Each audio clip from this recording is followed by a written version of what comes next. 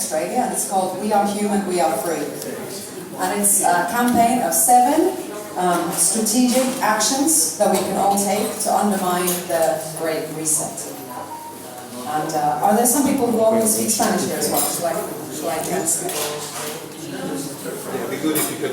Tenemos también yo voy a compartir esta campaña, Somos Humanos, Somos Libres. Viene de Australia y es una campaña de 7 acciones que todos nosotros podemos hacer para resistir este Great Reset, este gran reinsigno, como decir. Sí.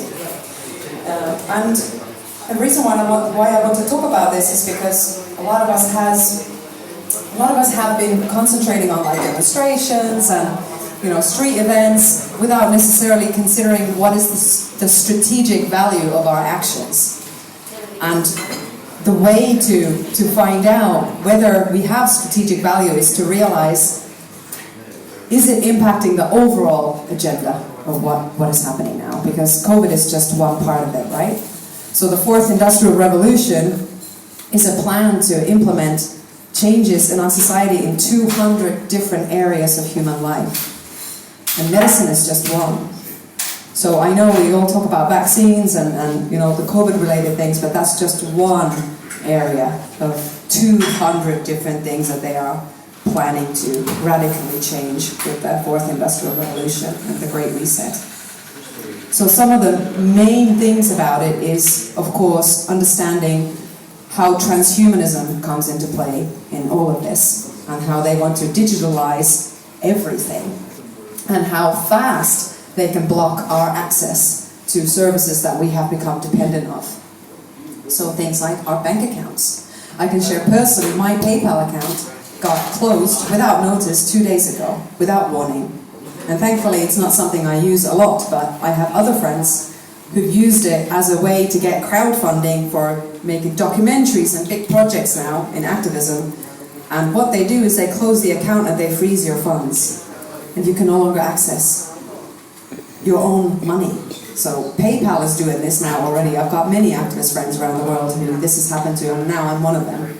So the question is, when will this happen to our regular bank accounts? When will they require a digital ID or a verification of vaccination status for you to access your own money? So one of the steps in the We Are Human, We Are Free campaign is to move our money out of corporate banks. ASAP. Yes. Entonces, uno de los actos que podemos hacer en parte de Somos Humanos, Somos Libres es mover todo nuestro dinero afuera de bancos comerciales, porque pueden bloquear nuestro acceso a nuestro dinero. Pueden pedir identificación o verificación de estatus de vacunación, o pueden pedir número de identificación digital. Y ahora en Dinamarca ya están haciendo esto. En 30 días, si tú no tienes una certificación de vacuna, tú no puedes utilizar tu banco. So my friend in Denmark just shared with me today, he's a police, because I work with the police, with the Police Freedom Movement, and he's one of the police in our movement, and he just told me today that he's got a letter from his bank that if he does not provide them the proof of vaccination, which gives him his digital ID number, they have this now already in Denmark, he will not be able to use his bank account in 30 days. So not just PayPal, but the banks, they're all doing this. So that is one of the things that we have to start thinking about, is how do we get ourselves out of this digital money system? So trading systems, cash economies are much more useful for people like us. We can, trade our services, or even this Algarve system that Ross mentioned about. Another step of the Great Reset Resistance campaign is to boycott all, commercial media, so all government corporate media. So how do you do that? Well, let's get out of Facebook and Instagram. WhatsApp, YouTube, Twitter, LinkedIn, all of those platforms where they censor you and they monitor you and they hijack all of your data and use it for very insidious purposes. Uno de los actos también que podemos hacer es boicotear todos medios de comunicación que están parte de este élite. Por ejemplo, Facebook, Instagram, Twitter, YouTube, todos estos. ¿Por qué? Porque están construyendo esta metaverse. Es un universo paralelo digital donde van a poner toda nuestra información, nuestras caras, nuestras voces, nuestros videos, para tener un alternativo universo con nuestros avatares. Y Facebook es uno de los líderes de este proyecto. So they are building this metaverse now. I'm sure many of you have heard Facebook has changed. It's no longer Facebook, it's called Meta. And they are part of this big project of creating the metaverse, which is a digital parallel universe where they will have our voices, our preferences, our faces stored, and they build like a digital avatar version of ourselves into this other parallel virtual reality, basically. And the grand kind of scheme of things, where they are going is they are building a completely comprehensive alternative to this concrete reality in the virtual. So they will have Internet of Senses. So it means that people will, when they get their microchips and all this nanotechnology injected into them, their thoughts, their senses can be manipulated from the outside. You can be walking around on the street and not know what you see. Is it real or is it part of the metaverse? That is literally how mad these people are. That is where they are going. So anything that we can do to undermine giving our life force and our money into these systems is an absolute must at this point. Because it is coming. By 2030, they want everyone to have a digital ID. So meaning microchip. So when Ross said it's time to act, it absolutely is time to act now and just prepare for that parallel society. But we are not at all dependent on these systems or medias. So what can we do? We'll have regular meetings, of course, and in the meantime use platforms that don't censor, like Telegram or MeWe, or have email lists.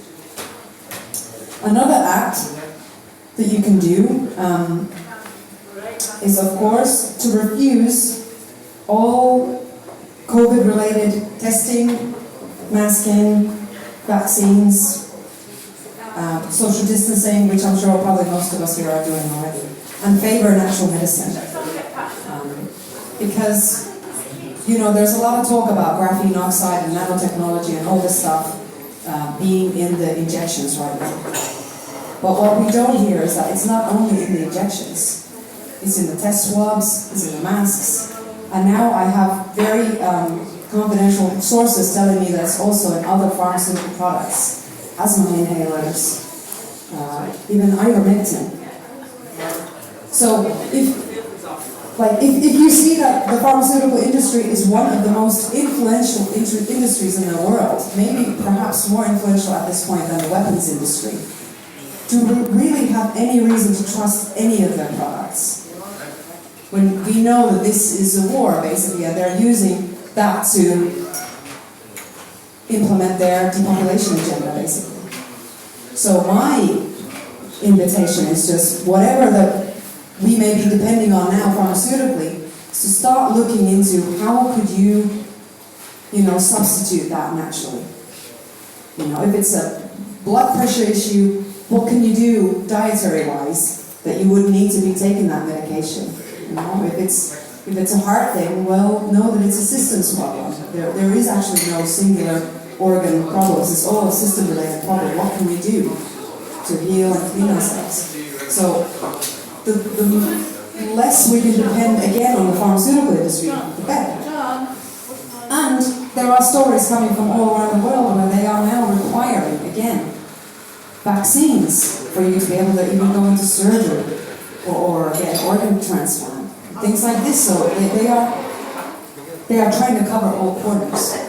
So not to sound depressive, but just to put a bit of reality into it, that it is a monstrous agenda and we cannot depend on it anymore.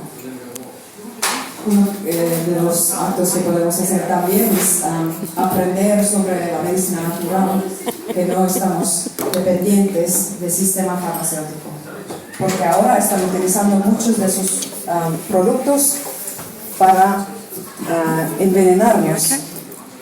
Contienen tecnología, nanotecnología, grafín, no solamente en vacunas, pero en las pruebas, en las máscaras y también en como dice asma inhaler,